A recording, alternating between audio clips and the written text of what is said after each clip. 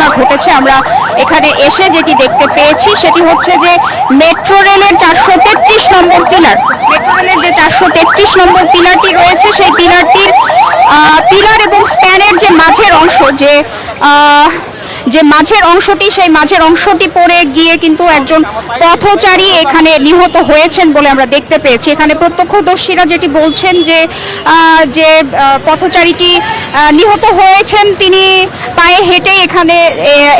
পায়ে হেঁটেই তার গন্তব্যস্থলে যাচ্ছিলেন, কিন্তু হঠাৎ করেই খুব বিকট শব্দে মেট্রো রেলের পিলার ও স্প্যানের মাঝের যে অংশটি, যে কালো সদৃশ অংশ, সেই অংশটি পড়ে গিয়ে একজন পথচারী নিহত হয় এবং একই সাথে এই অংশটি তারা যেটি বলেছেন এই কালো সেই অংশটি কিন্তু দুইবার ড্রপ খেয়ে পিছলে যায়, যার ফলে আরও একজন পথচারী কিন্তু আহত হয়েছেন, তার হাতের কিছুটা অংশ ফেরে গিয়েছে বলে কিন্তু এখানকার পথচারীরা বলেছেন এবং তাকে তৎক্ষণাৎ হাসপাতালে পাঠানো হয়েছে। তো আমরা যিনি নিহত হয়েছেন তার কিন্তু নাম পরিচয় জানতে পেরেছি। তার নাম হচ্ছে আবুল কালাম আজাদ।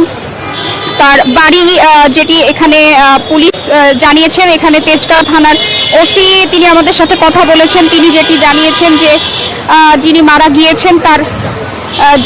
গিয়েছেন তার নাম আবুল কালাম আজাদ। তার বাড়ি হচ্ছে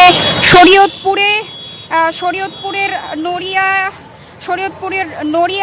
নড়িয়ার কিশোরকাটি গ্রামে তার বাড়ি এবং পুলিশরা কিন্তু তৎক্ষণাৎই পুলিশের পক্ষ থেকে তার পাসপোর্ট সংগ্রহ করা সম্ভব হয়েছে। খুব সম্ভবত এখানে পুলিশ যেটি জানিয়েছে যে যিনি নিহত হয়েছেন তার পকেটে পাসপোর্টটি ছিল এবং সেখান থেকে পুলিশ তার নাম পরিচয় শনাক্ত করতে পেরেছেন এবং পুলিশ যেটি বলছেন যে তারা অতি দ্রুত চেষ্টা করছেন লাশটিকে ময়না তদন্তের জন্য মর্গে পাঠাতে। এবং এখানে প্রত্যক্ষদর্শীরা যেটি বলছেন যে খুব স্বাভাবিকভাবে আর 10টা দিনের মতো এখানে পথচারীরা যাতায়াত করছিল, পায়চারি করছিল এবং হঠাৎ করেই এর আশেপাশে কিন্তু আমরা দেখছি যে বেশ কয়েকটা চায়ের স্টল ছিল এবং সেখানে কিন্তু অনেকে চা পান করছিল বলেও দেখা গিয়েছে, যেটা প্রত্যক্ষদর্শীরা বলেছেন।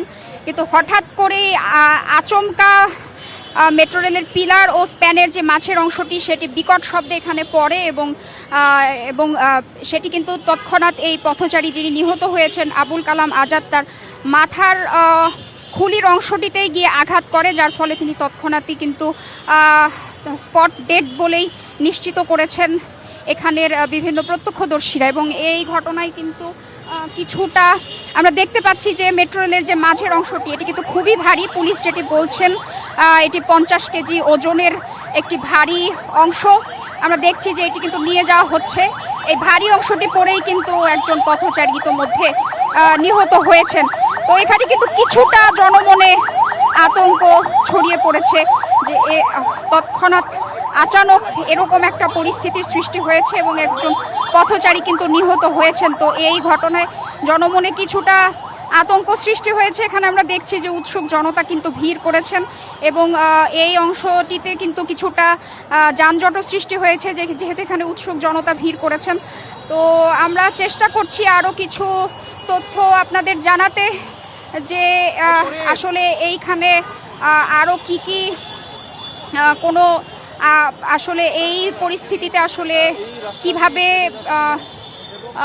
আসলে এই মুহূর্তে বাকি পিলারগুলোর আসলে কি অবস্থা, এই বিষয়ে কতটুকু বিস্তারিত জানা যাবে সেটা আসলে সময় বলে দিবে। তো আমরা দেখছি যে লাশ কিন্তু ইতোমধ্যেই নিয়ে যাওয়া হচ্ছে ময়নাতদন্তের জন্য।